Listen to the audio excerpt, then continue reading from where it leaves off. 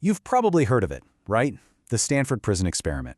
It's got to be one of the most famous or infamous stories in all of psychology. You take a bunch of normal college kids, put them in a fake prison in a basement, and then everything goes horribly wrong. So wrong they had to pull the plug. But here's the thing. What if that story, the one we all know, isn't the real story? Believe it or not, the guy who ran the whole thing, Philip Zimbardo, kicked off his book about the experiment with this exact quote. It's pretty heavy, right? From Paradise Lost. He was basically setting the stage, saying, hey, we're not just looking at behavior here. We're diving deep into the nature of good and evil, and how our minds can turn any place into a heaven or a hell. So that's what we're going to do today. We're going to peel back all the layers of the Stanford Prison Experiment. First, we'll walk through the story that everyone thinks they know. Then, we're going to dig into what the evidence actually tells us about human nature. And, maybe the most important part, what it tells us about the incredible power of a really, really good story. All right, so first up, the legend. This is the story you've probably heard a million times, the one that made it into all the textbooks and documentaries. It's a really chilling story about the darkness lurking just under the surface of everyday people. Okay, just look at how fast this all fell apart. It's absolutely wild. On Sunday, day one, these are just college students making a few bucks. But by Monday, a full-blown rebellion. Guards are using fire extinguishers on them. By Tuesday, a prisoner is having what looks like a total emotional breakdown. And just a few days later, on Friday, the whole thing is shut down. It didn't just escalate, it completely nosedived in less than a week. And this quote from one of the guards, man, it really gets to the core of the legend. He says, I found myself taking on the guard role. That's the key phrase. He's saying it wasn't a choice. He didn't decide to be a jerk. He just became one. Like the uniform, the sunglasses, the power, it just took him over. And this right here is what led to Zimbardo's super famous conclusion, the bad barrel theory. He said, look, it's not that we had a few bad apples in the bunch. No. His argument was that if you take perfectly good people, good apples, and you put them into a toxic situation, a bad barrel, the barrel itself will rot the apples. In other words, it's the situation, not the individual, that creates evil. And that is a simple, powerful, and frankly, pretty terrifying idea. But what if it's just not that simple? For years now, researchers have been digging through the archives. We're talking audio tapes, notes, everything. And they've started to find some pretty big cracks in that perfect, terrifying story. And this is the question that changes absolutely everything. Did all that cruelty just bubble up naturally from the situation? Was it spontaneous? Or what if the guards were basically given a script? What if they were being directed by the experimenters all along? And yeah, this is a total game changer. It turns out the guards were not just left to their own devices. Zimbardo and his team actually gave them a mission. They were told explicitly to make the prisoners feel powerless and afraid.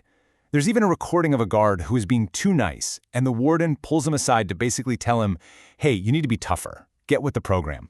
I mean, that's not spontaneous behavior. That's straight up coaching. Then there's this really important idea in psychology called demand characteristics. Okay, what does that mean? It basically means that when people know they're in a study, they start trying to figure out what the scientists want to see.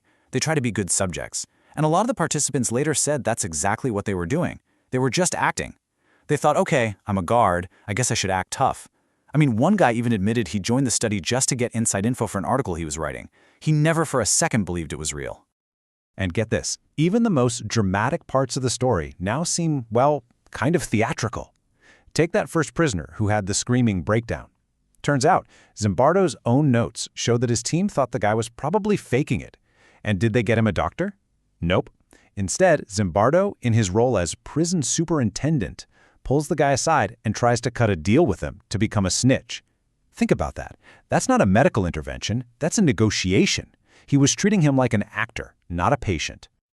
Okay, so if the Stanford experiment is full of holes, is there a better explanation for all this? Well, fast forward about 30 years. Another group of researchers decided to find out. They basically ran the experiment again, but they flipped the script on one crucial detail. And this table just lays it all out. In the BBC prison study, here's the key. The guards were given 0 instructions on how to act. They were just told, you're guards. And what happened? The exact opposite of Stanford. The prisoners didn't just roll over. Nope, they got organized, they bonded, and they pushed back against the guards' authority. The whole thing fell apart, but not because of tyranny. It fell apart because the guards couldn't figure out how to be tyrants in the first place, which tells us something huge. Tyranny was never inevitable. So, where does that leave us? If the Stanford Prison Experiment isn't this simple, dark story about good people turning evil, then what is it? What is its real legacy? Well, it turns out it's still a cautionary tale, just not the one we thought it was. Okay, so here are the real takeaways. Number 1, a good story can be way more powerful than the actual scientific facts. The narrative of good people turn evil was just so dramatic and clean that it completely buried the messy reality for like 50 years. Number 2, it's not just about the situation, it's about the roles we think we're supposed to play in that situation. The guards acted tough because they were told that's what a guard is supposed to do.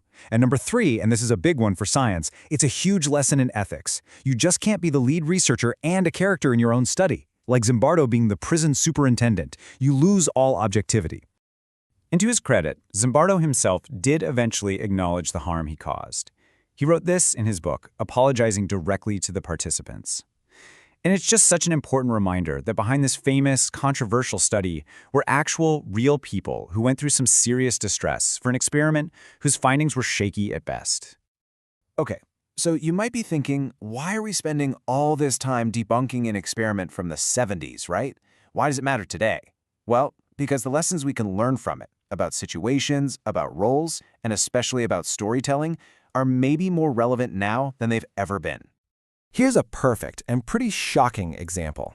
When the photos of American soldiers abusing prisoners at Abu Ghraib came out and horrified the world, who did they call in as an expert witness? Philip Zimbardo. And his explanation was exactly what you'd expect. Abu Ghraib, he said, was just another bad barrel corrupting good apples. The story he created in his basement lab was now being used on the world stage to explain real-world atrocities. And once you start looking for it, you see these dynamics playing out everywhere. Think about corporate culture, right? Where systemic pressure can make good people do unethical things.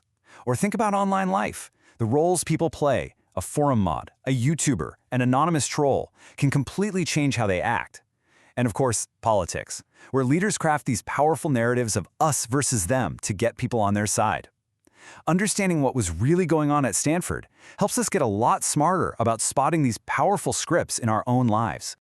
So in the end, the real lesson here isn't that bad situations automatically make good people turn evil. The real deeper lesson is that all of us are incredibly vulnerable to a good story, especially a story that gives us a clear role to play. And that leaves us with one last big question we should probably all ask ourselves. What powerful story are you accepting without question?